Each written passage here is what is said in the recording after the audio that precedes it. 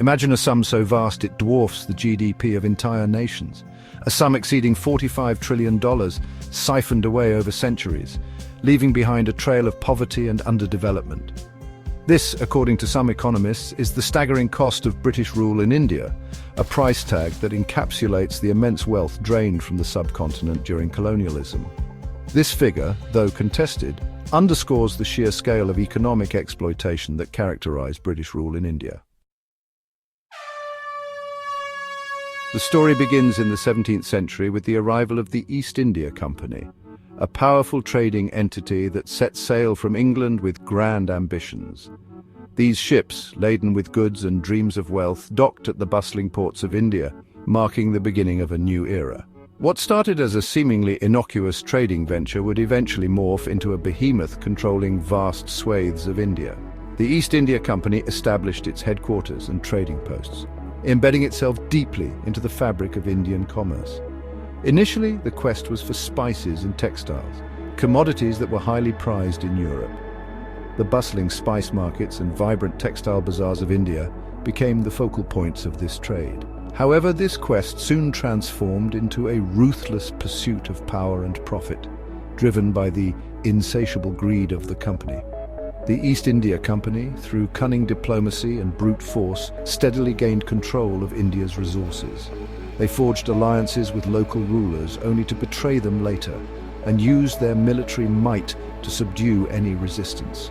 The historical battles and strategic meetings were all part of their grand plan to dominate the region. As the company tightened its grip, India was transformed into a supplier of raw materials for British industries. The rich resources of the land were extracted and shipped to fuel the Industrial Revolution in Britain.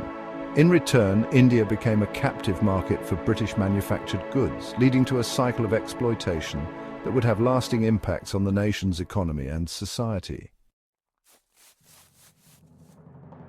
The systematic transfer of wealth from India to Britain, often referred to as the drain of wealth, was achieved through a series of calculated policies. These policies were meticulously designed to extract maximum economic benefit from India while ensuring minimal investment in the colony's development. The British administration implemented a range of strategies that systematically dismantled India's traditional economic structures and industries. One such policy was the imposition of high tariffs on Indian-made goods entering Britain, effectively killing India's thriving textile industry. Indian textiles, once renowned worldwide for their quality and craftsmanship, faced insurmountable barriers in the British market. This led to the decline of local artisans and weavers who found it increasingly difficult to sustain their livelihoods. The British, on the other hand, reaped enormous profits by selling their machine-made textiles back to India, while simultaneously flooding the Indian market with cheap British textiles. This influx of British goods not only decimated local industries, but also created a dependency on British products. Indian merchants and consumers had little choice but to purchase these imported goods, further enriching the British economy at the expense of India's. Another mechanism was the forced cultivation of cash crops like indigo and opium, which were then exported to feed British industries and satisfy Western demands. Indian farmers were coerced into growing these crops instead of food grains, leading to widespread food shortages and famines. The British monopolized the trade of these cash crops, ensuring that the profits flowed exclusively to them, while the Indian farmers remained impoverished and indebted.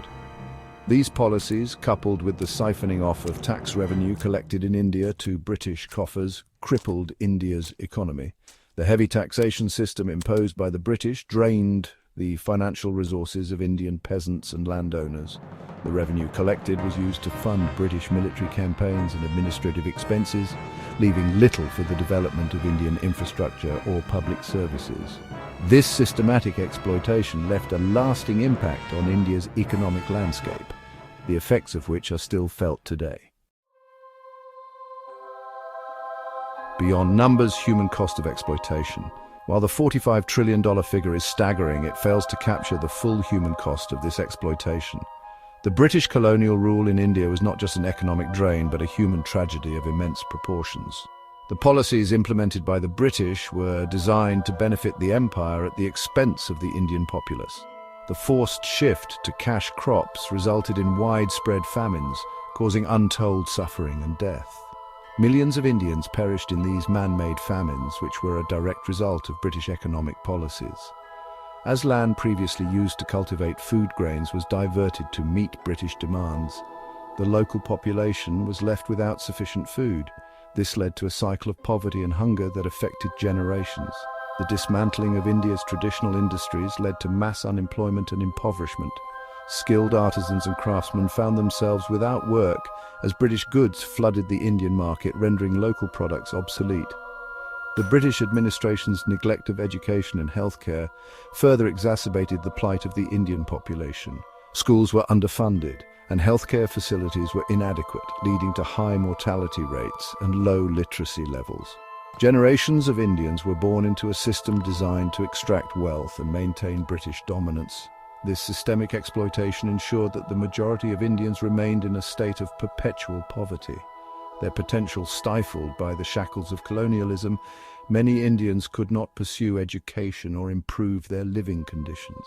The legacy of this exploitation is still felt today as the scars of colonial rule continue to impact the socio-economic fabric of India. The legacy of British colonialism continues to cast a long shadow on India today. The systematic dismantling of India's economy during colonial rule left the nation ill-equipped to compete in the global market after independence. The lack of investment in education and healthcare created a vast chasm between the rich and poor, hindering social mobility and progress. The divisive policies implemented by the British to maintain control, such as the emphasis on religious and caste divisions, continue to fuel social tensions even today. Understanding the history of economic exploitation during British rule is not merely an academic exercise, it is crucial for comprehending the challenges India faces today and for forging a more equitable and just future.